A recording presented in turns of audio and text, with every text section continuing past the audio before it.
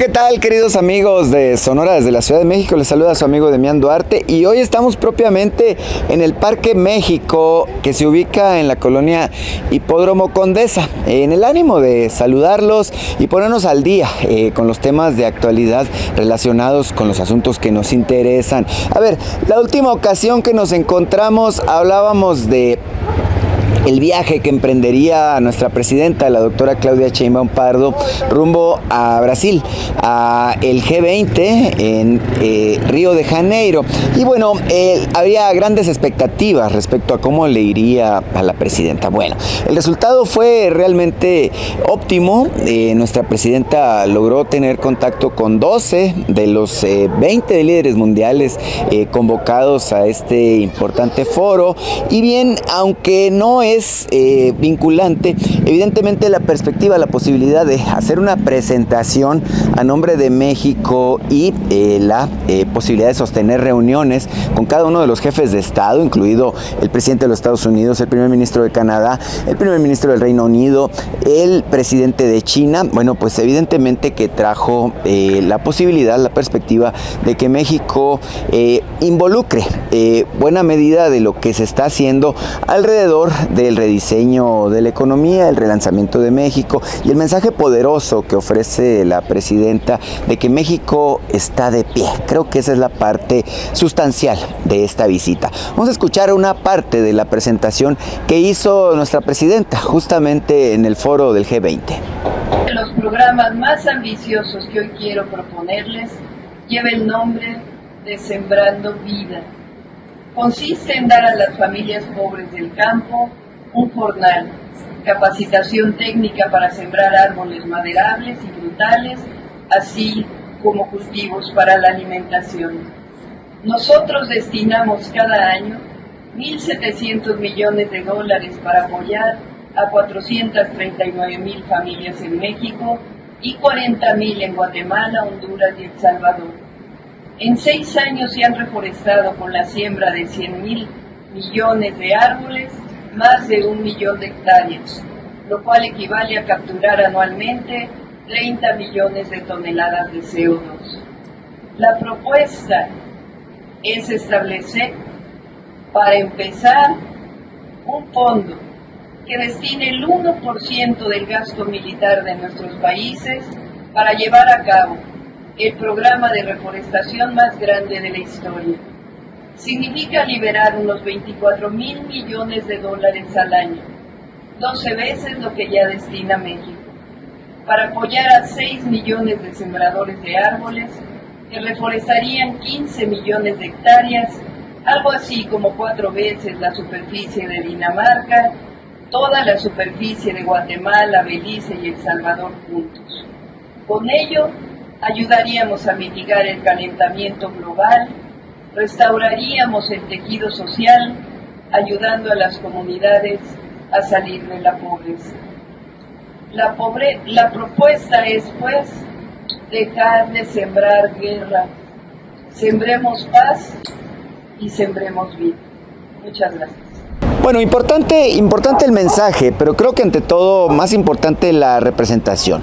No sobra decir que la presidenta Claudia Sheinbaum se convirtió en el centro de todas las miradas. Prácticamente todos los jefes de Estado ahí presentes querían tener un acercamiento con ella. Y bueno, la verdad es que fue un inicio importante de lo que es el relanzamiento de las relaciones internacionales de nuestro país en este tipo de foros. Ahora, de regreso, la presidenta encabezó esta importante conmemoración que tiene que ver justamente con el 114 aniversario del inicio de la Revolución Mexicana. Estuvimos en el Zócalo capitalino acompañando a la presidenta Claudia Sheinbaum y esto es parte del mensaje que dirigió justamente a todos los mexicanos. Entre 1983 y el 2018 se instauró en México el llamado modelo neoliberal, que cambió la Constitución de 1917 para ir entregando nuevamente los bienes de la nación a unos cuantos privados y extranjeros. Los gobiernos nuevamente, como en el Porfiriato, estuvieron al servicio de unos cuantos. Se empobreció a nuestro pueblo, aumentaron las desigualdades y la violencia. Pero en 2018, de forma mayoritaria, por la vía pacífica y electoral, el pueblo dispuso iniciar una nueva historia, la cuarta transformación de la vida pública de México. Nuestro modelo ha tenido como base erradicar la corrupción y los privilegios, liberar esos recursos para atender las necesidades de la mayoría del pueblo y mejorar los ingresos de los trabajadores. Con ello ha disminuido la pobreza y las desigualdades, y hay una ruta de desarrollo con prosperidad compartida para nuestro país. Esa nueva historia, la cuarta transformación, la inició el presidente Andrés Manuel López Obrador. Hoy vivimos el segundo piso de la cuarta transformación.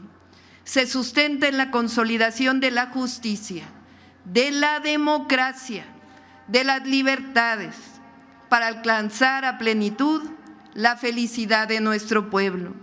Continúan y se amplían los programas del bienestar, las escuelas, las universidades, el sistema de salud. El próximo año inicia, junto con el Ejército, con la Marina, la construcción de nuevos trenes de pasajeros, carreteras, obras de agua potable, se generan empleos mejor pagados, se construye paz todos los días y hay un ambiente propicio para la inversión. Estamos recuperando además el sentido social de la Constitución de 1917. Se aprobó la reforma constitucional para que sean elegidos por el pueblo las y los jueces, magistrados y ministros de la Suprema Corte de Justicia de la Nación. Se integró la Guardia Nacional a la Secretaría de la Defensa. Se aprobaron los derechos plenos de los pueblos y comunidades indígenas. Los programas de bienestar se hacen derechos constitucionales. Y además, las mujeres ya estamos en la Constitución de la República con plenos derechos. Y también Pemex y CFE recuperan su carácter público. Por ello digo que tengo claro que solo con el apoyo de la amplia mayoría del pueblo se puede seguir llevando a cabo esta gran transformación de nuestra patria. Por eso nunca nos separaremos de los sentimientos de la nación, nunca nos separaremos del pueblo de México. Con una larga tradición de lucha, el pueblo de México ha sido el protagonista de las transformaciones de nuestro país. A él nos debemos y a él servimos. Estamos viviendo una transformación profunda y créanme, el mundo entero ve a México con admiración. México tiene, sobre todo, un pueblo resistente, amoroso, solidario, fraterno, con hombres y mujeres trabajadoras, aquí en nuestro territorio y también, hay que decirlo, del otro lado de la frontera. Ese es el mensaje y creo que es importante sobre todo encontrarle el sentido de lo que la presidenta quiere decir, quiere comunicar. Es un momento relevante. Ella, llegó esta semana que pasó a 7 semanas en el mando. Justamente mañana, martes, se cierra la 7ª semana. Estamos por entrar a los primeros 2 meses de su gobierno y creo que poco a poco ya comienzan a configurarse los tonos, los manejos, las señales que ella quiere mandarle al mundo. Vamos a seguir adelante con más de esta emisión de Sonora desde la Ciudad de México.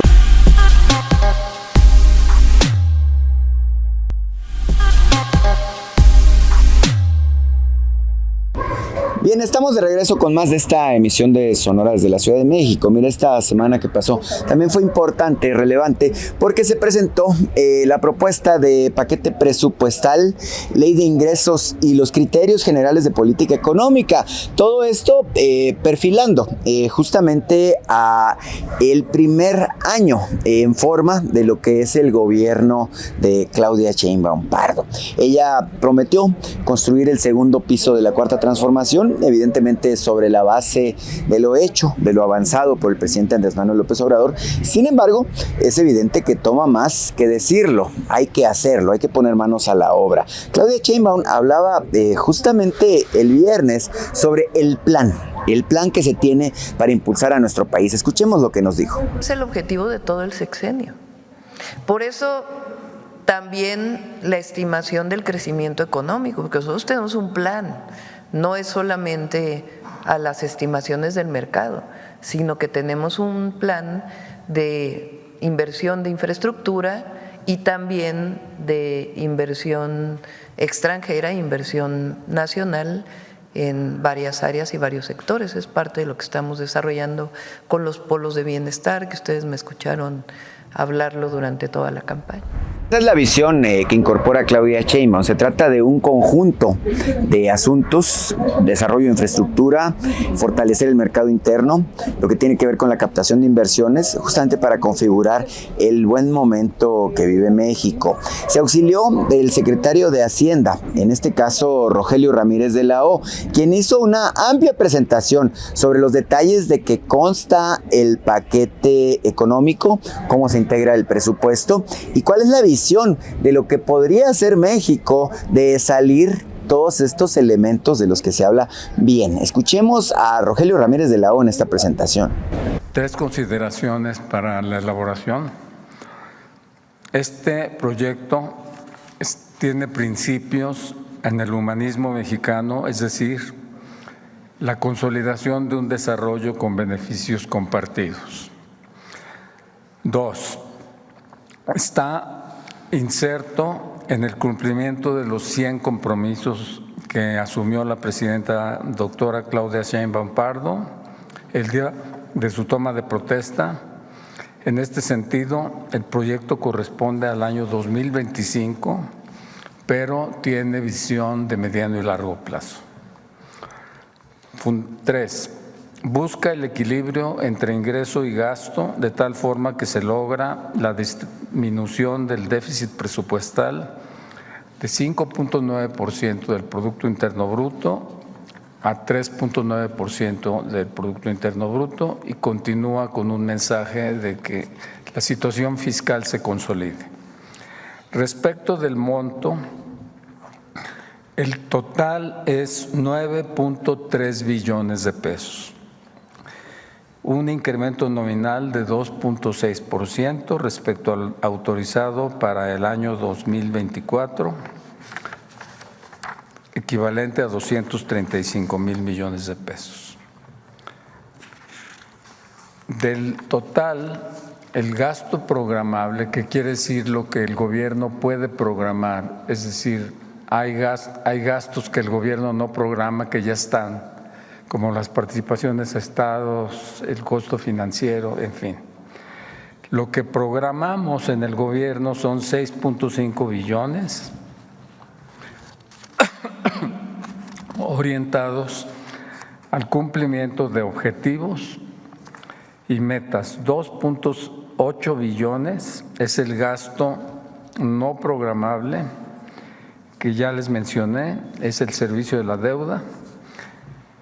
El gasto programable de 6.2 billones de pesos está dirigido a las prioridades del gobierno federal y voy a destacar el renglón salud, tiene 2.2 billones y que es el 34% del total. 1.1 billones corresponden a los programas sociales que ya se venían otorgando, pero que además están reforzados por un programa de vivienda social cuya meta en el sexenio es 1 millón de viviendas. También por la universalidad de la beca a la educación básica, el apoyo a mujeres de 60 a 64 años, las preparatorias y universidades para el bienestar y el bienestar casa por casa, que son proyectos nuevos, todos estos, que la presidenta anunció ya en una oportunidad. Para la inversión, el presupuesto son 996,000 millones en proyectos estratégicos, todos con una perspectiva regional, generando polos de bienestar en diferentes regiones. 276,000 millones de pesos es el gasto de inversión que corresponde y que será ejercido por las entidades federativas a través de aportaciones del gobierno federal que son transferidas a estas entidades. Además de lo anterior, hay otros rubros importantes que son 723,000 millones de pesos destinados a educación en todos los niveles y modalidades. Los 297,000 millones corresponden a seguridad y 104,000 millones al campo. Esa es la descripción. No hay una reducción en el monto total de inversión. Les acabo de leer la cifra, es una cifra histórica, 996,000 millones de inversión. Entonces, ahora hay nuevos proyectos estratégicos, hay presupuesto para inversión, hay presupuesto para inversión en salud también, en educación.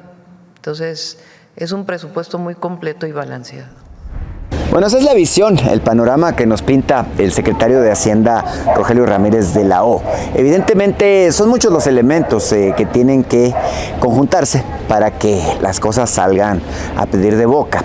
Pero también serían muchos los elementos que tendrían que salir mal para que a México le vaya mal. Así que yo creo que tenemos que ponernos en la lógica de cómo vemos el vaso, si medio vacío o medio lleno. Yo soy partidario de ver los vasos medio llenos, esa es la realidad, y creo que México va a tener buenos resultados al cierre del año 2025. Nosotros tenemos la pausa, seguimos en este muy bonito Parque México, en el corazón de la capital de nuestro país. Regresamos con más de Sonora desde la Ciudad de México.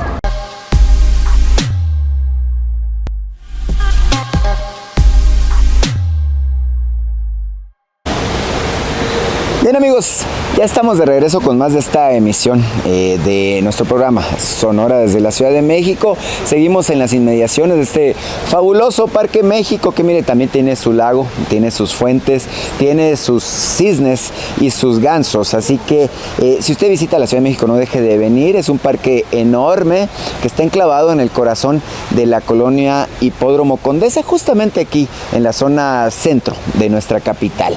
Es muy socorrida justamente por turistas, visitantes y todo el que busque disfrutar de un entorno de cierta paz en medio de esta enorme urbe. A ver, temas relevantes, los que se están discutiendo en este momento. La presidenta de la República, junto con el director de la Comisión Nacional del Agua, el secretario de Agricultura y Desarrollo Rural y la secretaria de Medio Ambiente, hicieron una presentación que es fundamental esta semana. Se trata del Plan Nacional Hídrico en particular, y estos son los detalles a grandes rasgos de lo que se presentó para todo el país. El agua deja de verse como una mercancía y se reconoce como un derecho. Esa es una de las esencias del Plan Nacional Hídrico. Se deja atrás la visión neoliberal. Ya había iniciado con el presidente López Obrador, pero le vamos a dar un impulso mayor a recuperar el agua como un bien de la nación y como un derecho humano. ¿Qué tiene de esencia? Uno, ordenar las concesiones. Hay usuarios que tienen una concesión de agua, pero no la usan. En algunos casos hasta la venden. Entonces, ¿quién se beneficia de esa concesión?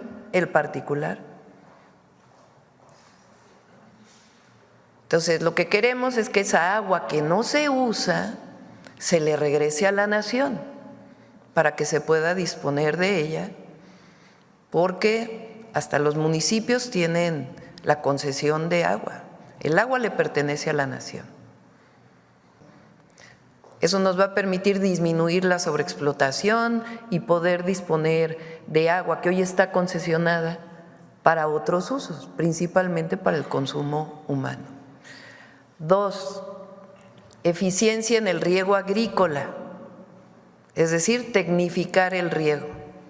Tenemos identificados distritos de riego, se está hablando con ellos, se va a financiar una parte, otra parte será financiada por los estados y otra parte directamente por los usuarios.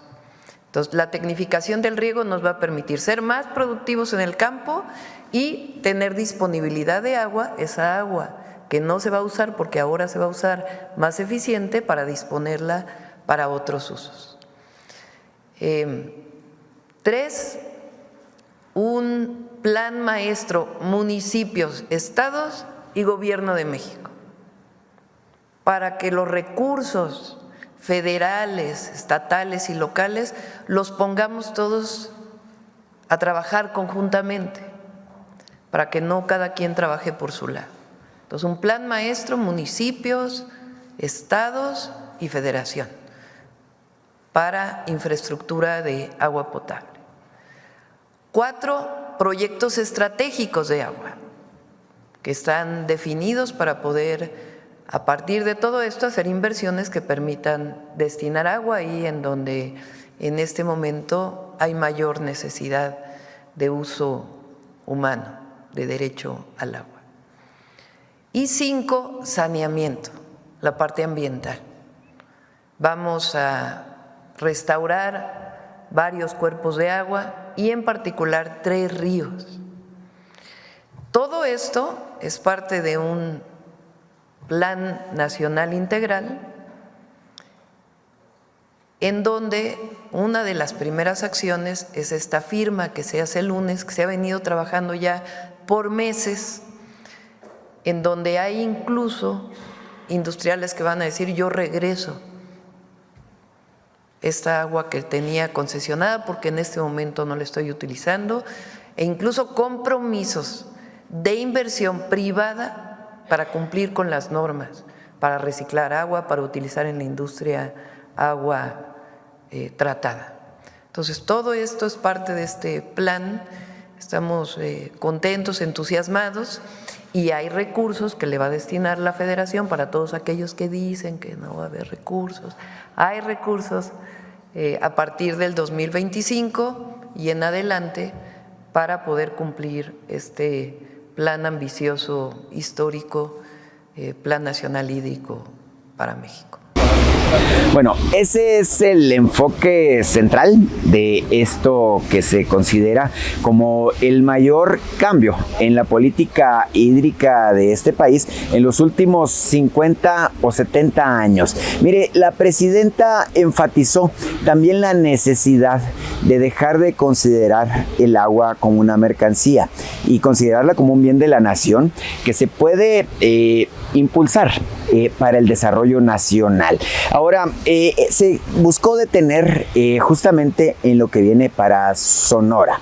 El enfoque es importante. En el pasado reciente se dio un giro al respecto del manejo de la cuenca del río Yaqui, muy en específico con el plan de justicia para la nación Yaqui, y bueno, en esta ocasión ahora el detenimiento es sobre la cuenca del río Sonora. ¿De qué va el asunto? Mire, la presidenta le pidió al director nacional del agua que hiciera una presentación breve sobre los detalles que abarcará este proyecto hídrico para Hermosillo. Escuchemos. En el caso de las presas, este sistema de presas consiste en tener sobre el río Sonora construir 3 presas, 3 pequeñas presas que ayuden a retener agua para poder abastecer a la ciudad de Hermosillo.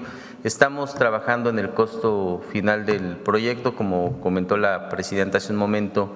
Se van a realizar estudios y programas. Es una inversión de alrededor de 7,000 millones para la realización de estas presas y todo lo que se requiere para este espacio, y eso va a determinar. ¿En 3 años? Sí, eso va a determinar el proyecto también los tiempos, pero se va a ejecutar en 3 años aproximadamente.